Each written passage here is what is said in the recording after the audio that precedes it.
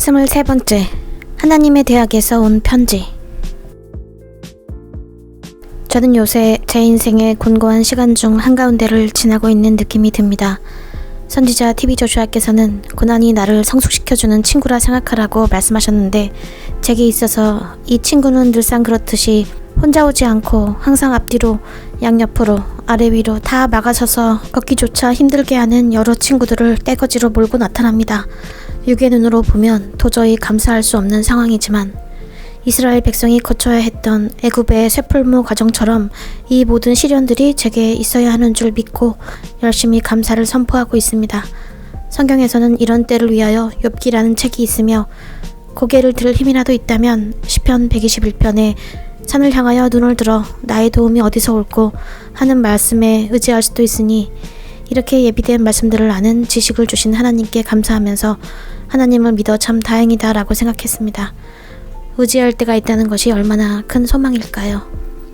나를 도우시는 분은 졸지도 아니하시고 주무시지도 아니하므로 때가 이르면, 시험의 과정이 끝나고 내가 통과해야 할 모든 과정이 마무리되면 드라마가 끝나듯, 공연이 끝나듯, 거짓말처럼 모든 시련이 그렇게 아무렇지도 않게 햇살에 쫓기는 어둠처럼 뒤로 물러갈 것을 믿고 있습니다.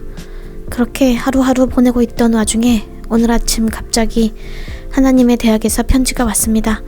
제가 형편상 최근에 후원금을 몇 달째 보내지 못하고 있는 상황인데, 참 감사하게도 너무 뜻밖의 힘이 되는 말씀을 보내주셨습니다. 아마 라신과 루스님이 제가 번역한 영상들을 보신 것 같았습니다. 그분들의 예기치 못한 편지를 통해 큰 기쁨과 위로가 있었습니다. 그리고 파트너 여러분과도 나누라는 마음을 주셔서 이 편지를 읽어드릴까 합니다. 같이 읽으실 때 예수님의 이름으로 축복받으십시오. 예수님의 이름으로 하늘의 문안 인사드립니다. 주께서 당신의 영과 함께 하시기를. 우리는 하나님의 대학을 위한 당신의 사랑과 지지, 그리고 하나님의 왕국에 당신이 심으신 씨앗이 귀하다는 것을 말씀드리고 싶어 시간을 내었습니다.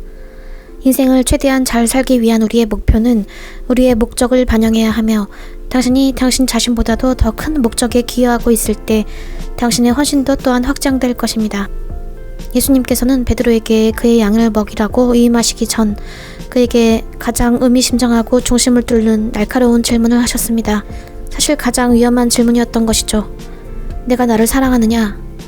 매번 베드로는 주여 그러하외다로 대답했는데, 예수님께서는 그에게 책무를 주시면서 이렇게 말씀하셨습니다. 내 양을 먹이라. 내 양을 치라. 내 양을 먹이라.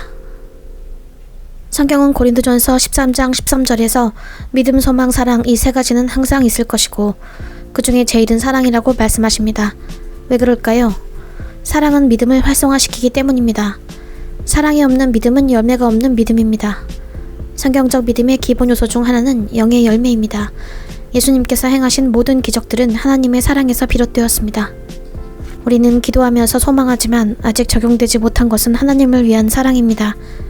이것이 의의 사역과 자손이 함께 가야 하는 이유입니다. 다른 하나가 없다면 완전하지 않으니까요. 믿음은 사랑을 그의 창조주이신 하나님께로 이끌고, 사랑은 사람을 그의 이웃에게로 이끕니다.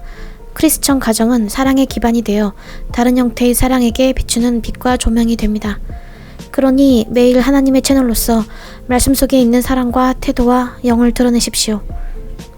잊지 마세요. 믿음은 사람을 하나님께로 이끌고 사랑은 그를 사람에게로 이끕니다. 우리를 인간으로 만들어주는 것은 우리의 생각하는 능력이 아니라 우리의 사랑할 수 있는 능력입니다. 그러므로 우리가 진실로 하나님을 사랑한다면 우리는 그저 우리의 이웃과 다른 사람들을 대하는 태도에 대해서 신경 써야 합니다.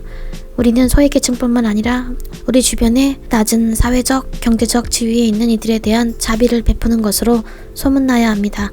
우리는 우리의 이웃을 내 몸같이 사랑할 때 우리의 삶에 도움되도록 베풀고 있는 것입니다. 왜냐하면 우리가 어려움에 처한 누군가를 도울 때마다 그리스도 예수 안에서의 우리의 위치가 매번 향상되기 때문입니다.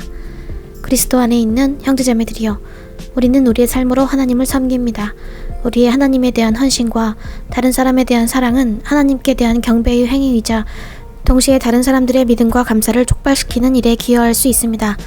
우리는 목적이 있는 삶을 사는 것이 우리의 자취를 긍정적인 방식으로 남김으로써 다른 사람들을 풍성하게 할 기회를 제공한다는 것을 알고 있습니다. 살아있는 말씀을 사람들의 마음속에 심기기 위해 우리와 함께 참여해 주셔서 감사드립니다. 그 살아있는 말씀이 우리의 삶을 혁신시키고 우리를 영적으로 살아나게 하며 우리를 육적으로 치유시키고 우리의 영을 새롭게 합니다. 그분 안에 머무르십시오. 하나님의 대학 드림. 감사합니다.